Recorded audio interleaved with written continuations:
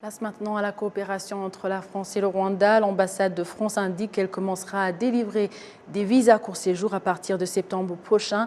Indication faite par l'ambassadeur Antoine Amfré à l'occasion des festivités du 14 juillet à Kigali. Une annonce qui fait suite au lancement des vols directs rwandair entre Kigali et Paris. Le reportage de Jean Damascène Maneshimwe.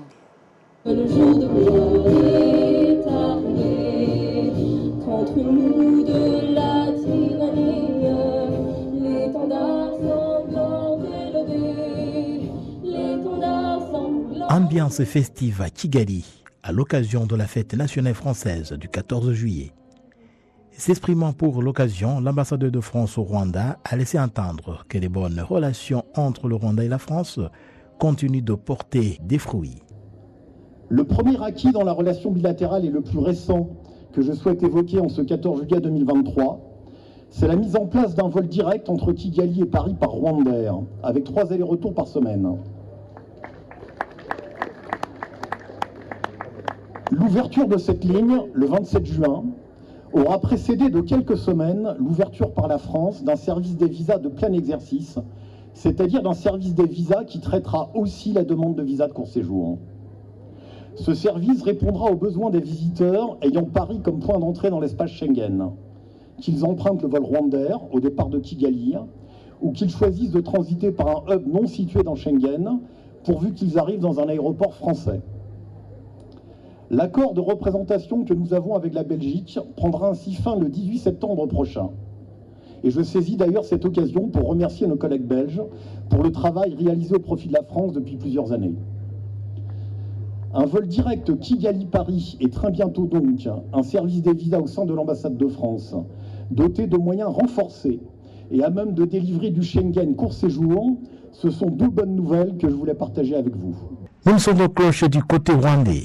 Le ministre des Finances et de la Planification économique ajoute que l'excellence des relations franco-rwandaises continuera d'accélérer les opportunités d'investissement économique entre le Rwanda et la France.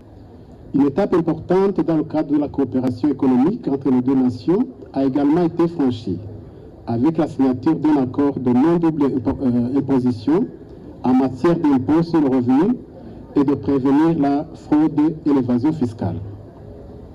Cet accord de non-double imposition renforce la confiance des investisseurs de part et d'autre et facilite la circulation des biens, des services et des capitaux entre les deux pays. Permettez-moi également de souligner le développement de notre coopération dans le domaine culturel. En effet, en une année seulement, la culture et l'art rwandais ont rayonné à travers la France, en passant par le Festival francophone du cinéma d'Angoulême en août 2022 et des activités culturelles et littéraires rwandaises qui ont eu lieu en mars et juin 2023 à Paris. Les bonnes relations franco-rwandaises ont permis aussi de juger les Rwandais soupçonnés d'avoir joué un rôle dans le génocide des Tutsis au Rwanda en 1994. L'ambassadeur Antoine Amfré rassure que son pays est déterminé à lutter contre la culture de l'impunité et a servi d'exemple à d'autres pays. Un autre procès aura lieu devant la Cour d'assises de Paris en novembre et décembre prochain, celui de Sostène Mouliemana. Et tout récemment, puisque cela s'est produit avant-hier, un Français d'origine rwandaise a été mis en examen et écroué à Paris. Il s'agit de Majaliwa Safari pour des faits commis dans les ex-préfectures de Gitarama et de Butare d'avril à juillet 1994. Vous le constatez, dans la poursuite des présumés génocidaires résidant sur son territoire, la France s'emploie désormais à lutter contre l'impunité et agit pour que justice soit rendue. À cet égard, il faut espérer que cette action aura valeur d'exemple et un effet d'entraînement sur la justice d'autres pays, que ce soit en Afrique ou ailleurs, bien plus près de nos frontières maritimes notamment.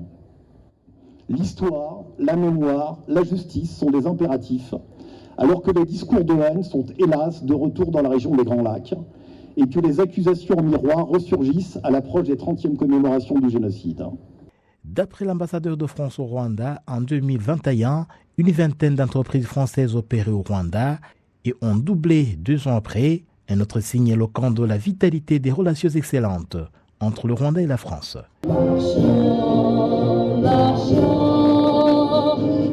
Jean Damascène Maneshimwe pour la télévision rwandaise.